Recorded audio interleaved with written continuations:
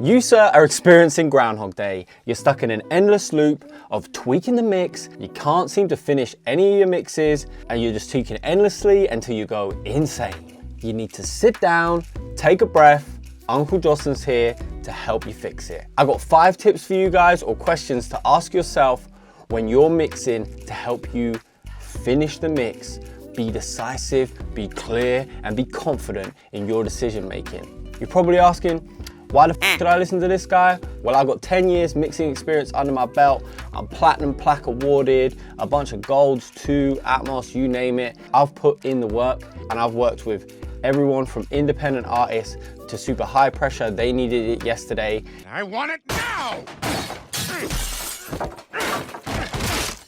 Label projects where you cannot be second guessing your mixes. And you definitely need to know when they're done. I'm gonna take you through my 5 points / questions that I ask myself when I'm mixing to know that the mix is done. Plus, there might even be a little bonus one at the end of the video, so make sure you stay around for that.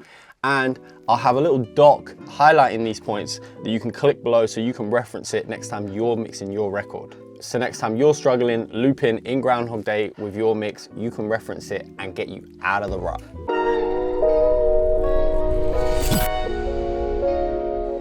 The first biggest and most annoying point is you just ain't happy with the mix. It's not sounding right. You keep adding things to it, tweaking things. Oh, maybe this technique from this guy will help. This technique from this guy will help. Oh, this guy says that I need to do this parallel compression. You're just overloaded with techniques, overloaded with plugins, overloaded with everything, and you're trying it all and you're just smashing out your project till your MacBook Pro blows off the roof because you've maxed out the CPU because your project is just way too heavy. Well, I'll tell you what's doing that situation. Start the mix again. It's that simple. Literally save that project, open up a blank template, re-import the stems, just try to beat the mix that you had before, start again, stop trying to add to the problem, start again, clean slate, and just approach it. I do this all the time. Sometimes I'm happy with a mix and I'm like, you know what, I've got a bit of extra time, I feel like I can beat this mix. I'll just start the mix again, see if I can beat it, no problem. And that is a technique that has served me so well and is a credit of why I'm always improving as a mix engineer, because I'm just trying to beat myself all the time. So rather than just keep adding to the problem, trying to polish it as it was, leave that project alone, save it, put it to one side and start the project again.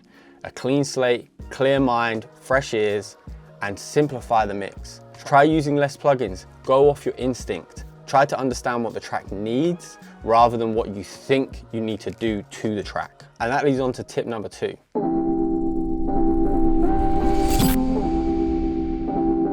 Are you being a sheep? Are you following the herd?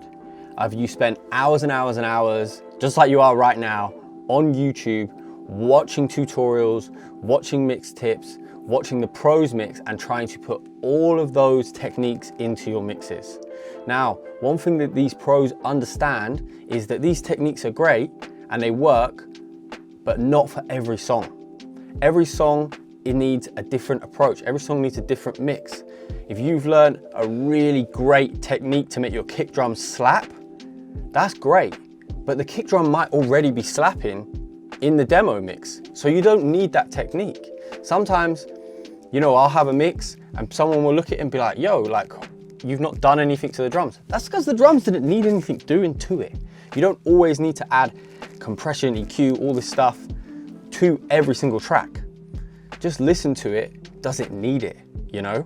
Understand like, okay, that kick sounds a little bit soft. Maybe I could add a bit of compression, tighten it up a bit, help it drive through, parallel compression, whatever it might be.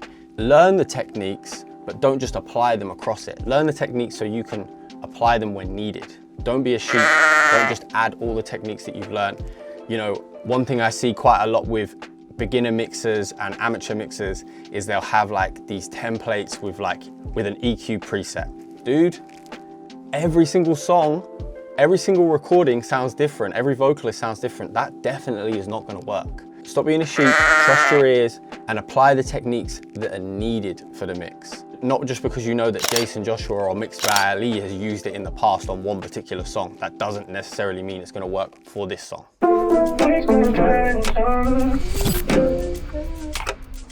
Now, question number 3. When you're trying to figure out whether the song is mixed, a good place to start, and this can be easily forgotten as mix engineers because we get so consumed with the technical, but does the mix connect with the emotional point of the song? Does it lean in to the feeling that the artist is trying to portray in the music? You know, for instance, if you've got a ballad, does it sound too heavy and upfront and compressed? Maybe that's not what it needs. That's not leaning into the emotional side of the song. So that's something really good to do, because again, obviously we get stuck in these lanes of like, okay, everything has to be a certain loudness. This should be like, this should sound like this should sound like this, because that's what's working for the moment. That might be working for the moment, but is it working for the song and the emotional state that the song is trying to portray? That's something very key.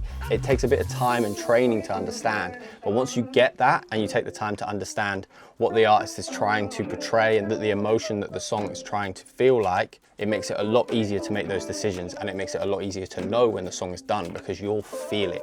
It will pop out at you, and the song will just connect with you, and that's something key in the mix, and that you can ruin a song as well at the same time. I, in the past, have lost clients because I've not taken the time to understand the meaning and the emotion of the song. I've portrayed a mix and it's not connected with the artist at all. The mix sounds great, there's nothing wrong with it. It sounds clear, it sounds polished, it sounds big, but the emotion wasn't there, and I lost the project. And that's on me, so that's a key thing to know, and that will definitely help you finish your mixes.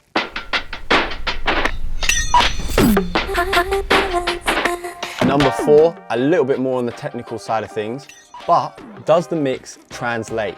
Now, what do I mean by that? I mean, does it translate in all of the different systems that a mix could be played back in? Now, us as mix engineers, we tend to spend a bit of time making sure our room sounds great and making sure we have amazing speakers, whatever it is, just so our listening environment is as pristine as possible. That's great when you're getting the work done, but 99% of people that are going to be listening to this track and listening to this mix aren't listening to it in a pristine listening environment. So it's super important to make sure that you are making sure that your mix translates across different types of speakers and headphones. One of the first things that I'll do is I'll play the mix low. We tend to get in a little trap and we keep pulling up the volume, but when you pull the mix down in your room, does everything still translate? Can you still hear the kick and the bass properly? Does the vocals sound like they're in the right pocket, even at a low volume, right? And then I'll go to my car, listen to it there. Is it slapping? Am I still feeling the right emotions that I want from the mix in the car? Or does maybe the bass blow out a little bit? Then that's something that maybe you need to look at and fix, that you can't hear in your pristine listening environment. I have a few different ways that I make sure that translate the mix that I rely on heavily and I use for every mix. I use my car, and the way that I do this is I have my laptop set up with audio movers connected to my computer, and then the laptop is then connected to my car, so I can hear the mix in the car, and then if I actually need to tweak something because it's like really obvious in the car, I can tweak it right then and there in my studio, but connected to my car. If you want to learn more about that system, I'll have a video linked below and how you can use audio movers to use your studio remotely. It's very, very good, and it will help for this particular situation. Secondly, I have a pair of those Apple earbuds that like the majority of the world listen to their music on. I definitely reference on those every single time. And I have an Avalon mix cube as well. And I reference in mono just to make sure I'm not getting any phasing issues with the mix. And it's a small speaker, and it's gonna better represent what most speaker systems are like. So, reference in your car, reference on your headphones, reference in mono, and reference quietly. And that's how you're gonna figure out if your mix is translating well.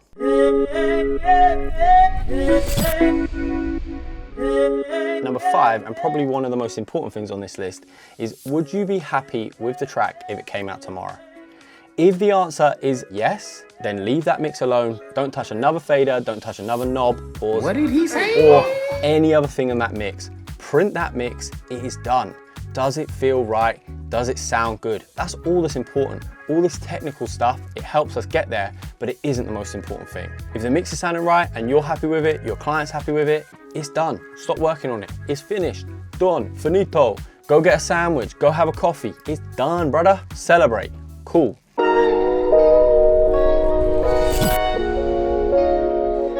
And now, I promise you a bonus one. This is a tricky one, so bear with me. And it isn't the end of the world if it doesn't work, but I do like to do this. Would your mix fit in a playlist? And what I mean by this is if it got put into a big playlist, say Rap Caviar, and it was a rap song, when your song comes in from a central C mix and then your song's next, is it gonna feel like The energy's gone from the listening experience. Is it going to feel smaller? Is it going to feel more narrow? Things like that. They're things to watch out for, because that is a quick way of someone skipping the song, right? It should really be competing with the rest of the catalog in that genre, right? It doesn't have to. The song, as I said, that shouldn't be more important than the emotional side of things, and if you actually enjoy the mix and you actually enjoy listening to it. But one thing to bear in mind, when the average consumer is flicking through a playlist and they're vibing out to the new Central C song, and then suddenly your mix comes on and it feels like it got smaller, quieter, more narrow, that is gonna have like a subconscious effect on the listener, and they're gonna maybe not enjoy the song as much, right? So it is something to bear in mind. You can get stuck in a loop of trying to beat these mixes because every song is different. So I wouldn't necessarily reference songs that aren't the song that you're trying to mix. But in terms of like the size and the volume, it is worth at least attempting to get it in that lane, or even trying to beat it. But that is a bonus tip and shouldn't be the be all or end all of you finishing the mix, but just something to bear in mind. So that's my 5 tips for you guys in trying to help you guys stop looping and overthinking and finish the mix, plus a little bonus one in there for you guys. As I said, there's a link below where you can download a doc reminding you of these questions so you can reference them in your next mix. Also, I have a link below for my mixing template and my recording template. I have 2 versions of my mixing template. One that uses all the plugins that I actually use, and one that just uses stock plugins in case you don't have access to all of those plugins. But they're also linked below, you can purchase them. That really helps me out and being able to make more videos for you guys. And it's my actual templates that I use, so it gives you a really good foundational place to start your mixes. On that note, I'll let you go. I've finished ranting. I hope this video helped you. If it did, please smash the like button. If you have any questions below or any points that you think I might have missed, leave them in the comments. And make sure you subscribe as well, because we've got videos like this coming out weekly, plus my podcast Mixed Opinions, where I sit down with some of the greatest minds in our industry and just chop it out with them. So make sure you check out that as well, and I'll catch you guys in the next one. Safe. Peace. Boom.